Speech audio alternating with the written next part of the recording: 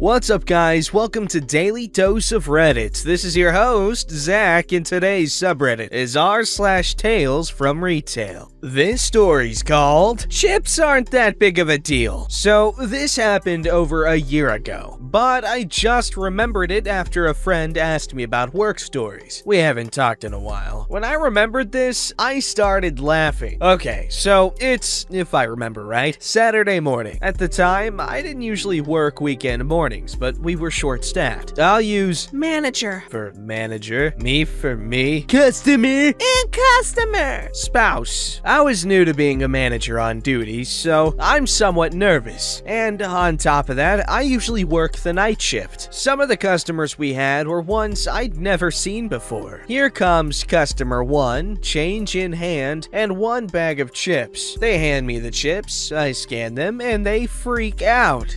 Excuse me? Your ad says those should have been $2.50. I'm not paying $3 for 1 bag. You need to adjust the price. That's false advertising. That price is outrageous. I'm sorry, ma'am. Can you show me where it says this? If it's true, I'll honor it. Go to the aisle where she claimed the ad was. The ad actually said 2 for $5. She points at that ad, grabs it off the shelf, and holds it about 5 inches from my face. I have a bit of a temper, but trying to be professional, I take the ad and explain. Ma'am, this bag says 2 bags for $5.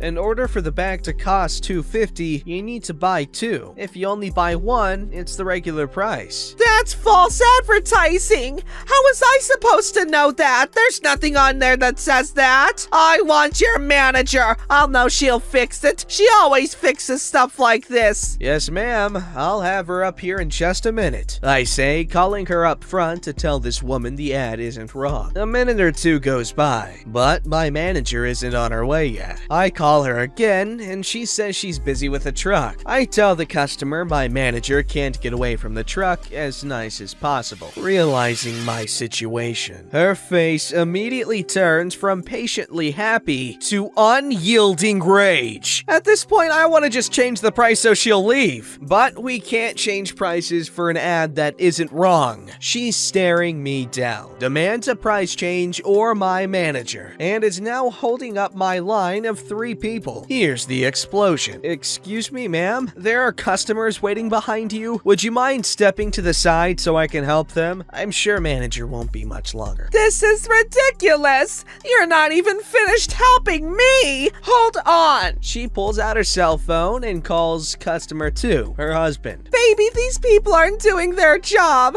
I need to use the restroom and I need you to hold my place in line. Could you please step in here for a bit? I guess he agreed because he walked in shortly after. She leaves, I assume to get manager with a bathroom break as an excuse. Customer 2 stands there for a few seconds and asks me, "So, what part of your job are you not doing? She's been a bit of a B-word lately, and I'd like to know." I explain how she wants a price change on something that was advertised correctly. It's store policy to avoid doing so, and she won't take no for an answer and keeps demanding my manager to fix it for her. Well, how much is she short? 45 cents? 60 cents? If it's that much of a difference, I'll pay it. You seem like a nice boy.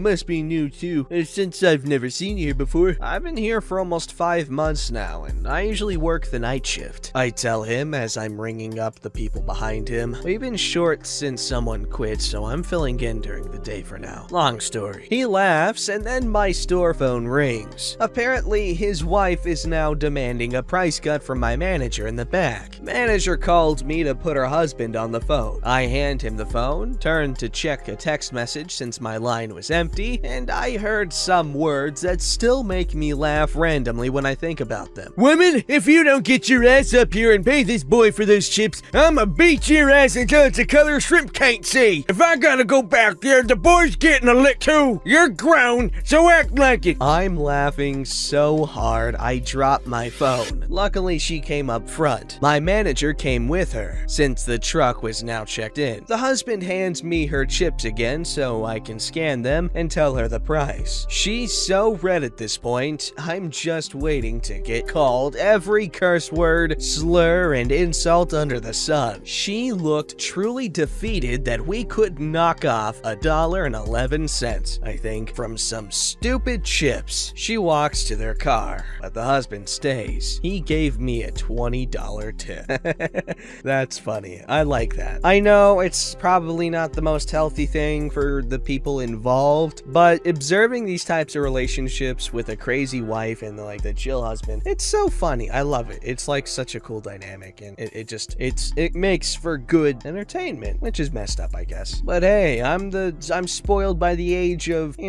such readily available entertainment. So blame society. This story's called, "So Now I Have to Do Your Job Now?" This happened 2 weeks back, and it's just entirely stupid. Basically, we have a returns policy of 28 days on our clothes and some goods. No underwear or makeup. When coming back from lockdown, we extended our policy an extra 28 days for anybody who purchased anything that would have gone into the time that we had closed. We had 2 lockdowns, one in March and then a local city lockdown in June for like 2 to 4 weeks, so we reopened in early mid-July. A guy comes to my counter with 2 receipts, one that was within date and one from July 27th. I explained to the man I couldn't do the July receipt because it was out of date, to which he responds, "But we were in lockdown." Naturally, if a customer becomes questionable, I just get my supervisor involved because sometimes I feel as if the customer listens more to higher positions. My supervisor says the same thing, to which he responds, "We were in a lockdown." At this point, I'm questioning this, thinking, it's October. How did he expect to return it when we have a strict policy? And we had reopened in mid-July, which was just in time for him to return his stuff. Plus, he would have had an extra month because of lockdown, meaning he had all of August. At this point, my supervisor decided to get a manager involved to see if they were going to go easy on the customer and let them get away with it. But guess what? My manager said the same thing as me, and my supervisor explained to him he had an extra month to return his things. I'm pretty sure she looked at him like he was an idiot. The customer was getting annoyed now and became sarcastic and said, "Wow, great work from company name." Anyway, we managed to at least do his other refund, but by this point, he was pissed off. Naturally, with what's going on this year, our return system has changed. So customers have to put their returned items behind them, literally behind them by a few steps on these railings or blue box trolleys. So before the transaction ends and his money is returned to him, I tell him to please put his returned items behind him on the railing. He melts down at this point and shouts at me and says, "What, so now I have to do your job for you?" Yeah,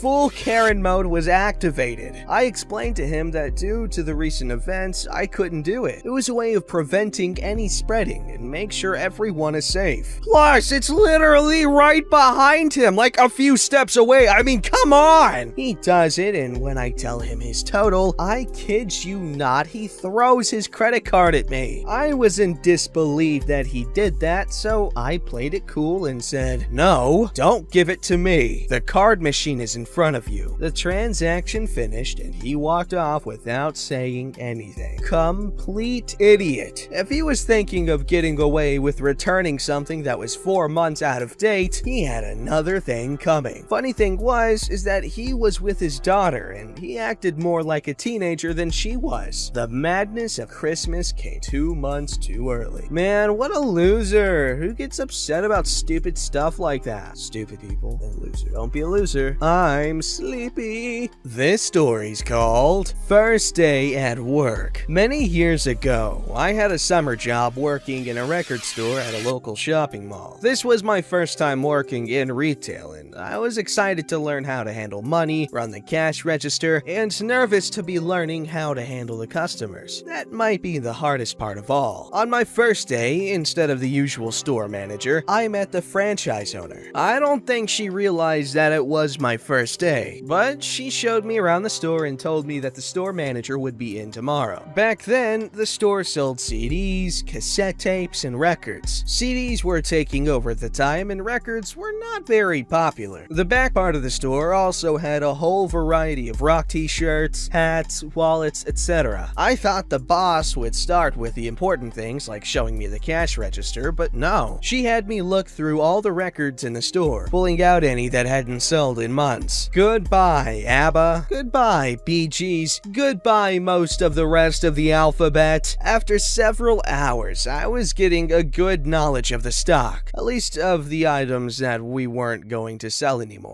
Piles of old records littered the floor all over the place. I had created quite the little obstacle course for the customers that were trying to shop there. Sometime after lunch, I looked up to see the boss charge out of the store. She didn't say a word to me. She just ran out. It was just the two of us working the store, and she hadn't taught me how to use the cash register yet. What was I supposed to do if somebody wanted to buy something? A minute later, she's back, along with a security guard dragging some teenager by his arm behind him. She had caught a shoplifter. We called the police, and the guard took the thief to our back room to await his arrest. As I started to get back to work, I saw the boss's expression change from smug to horrified. She turned to me and asked if I can handle the cash register. As I said no, I thought to myself that I could have, but she hadn't shown it to me yet. She told me that I'd have to do my best because she had to leave immediately and get her car.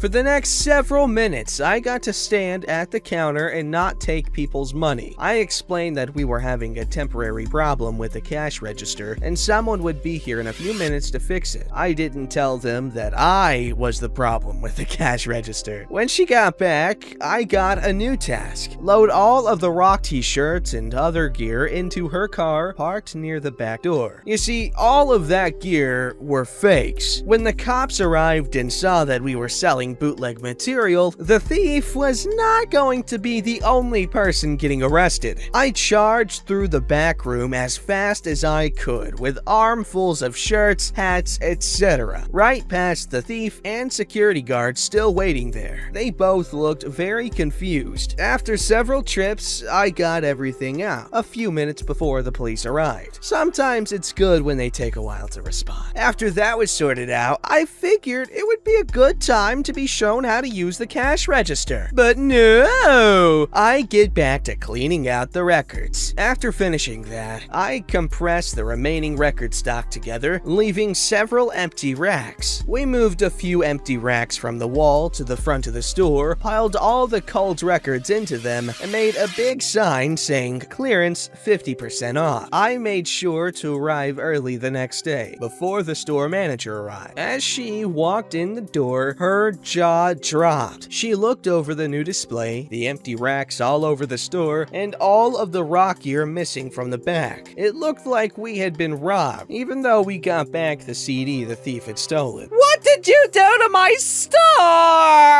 That is a wild story. Well, I hope everything was explained really quickly because that could look pretty bad. Alright, this story's called I Can Get That Cheaper at the Hardware Store. I'm honestly surprised at how many people were interested in my last story, so I decided to write another. This next story is a bit complicated. You see, at the thrift store I used to work at, they would have a mix of items that were donated and of stuff that actually came from a supplier, which would cause constant complaints from customers saying they could get it cheaper at the dollar store. I can't tell you how often I wanted to yell, "Then shop at the damn dollar store! You're not obligated to shop here!" But I never did. Actually proud that I never snapped at a customer. But this is part of how the story goes. So I was at the register when a man came to the register with a shovel, maybe a broom, wanting to purchase it. It was one that was provided by the supplier. I ring it up and he flips out. "What? Why does it cost so much?" I go on to explain that it comes from a supplier and that they set the prices. He says something along the lines of, "I know that's not true. You just have to say that. Honestly, I could get it cheap at the hardware store." I just shrug and silently wonder why he didn't go there first. "So, do you not want it?" I asked him. "No, I want it. You're lucky I need it or else I'd get it somewhere else." Yeah, felt so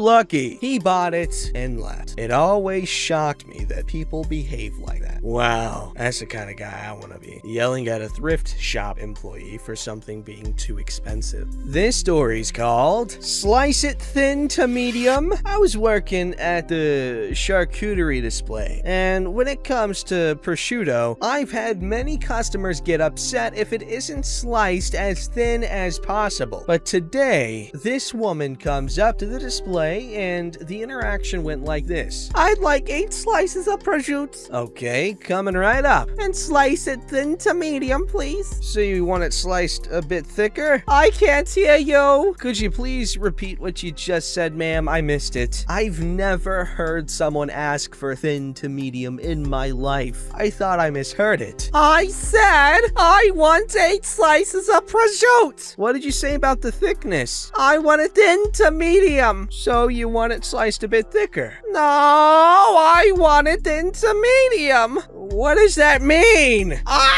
Just show me when you slice it. It did, in fact, mean she wanted it a bit thicker. And please tell me thin to medium is not a common phrase because it's confusing as heck to me. Do you want it thin or not? Yes, come on. Come on. Honestly, man. Honestly, like your prosciutto thickness preferences should be as like freaking tattooed on you. You know what I mean? Like that's just something you gotta make sure everyone knows. Like I don't understand how this mess up could occur. It's just because that woman's just a bit of a jerk, really. All right, guys, time for me to get some sleep. And y'all make sure you have an amazing day. You know, make sure you seduce today and make it your loving companion. Don't forget to like, subscribe, and hit that bell to never miss an episode.